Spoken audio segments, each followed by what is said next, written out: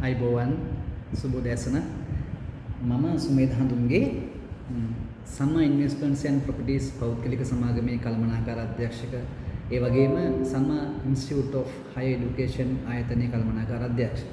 ඉතින් ගොඩක් අහනවා මේ සම්මා ආයතනයේට වසර 10ක් වෙනවා.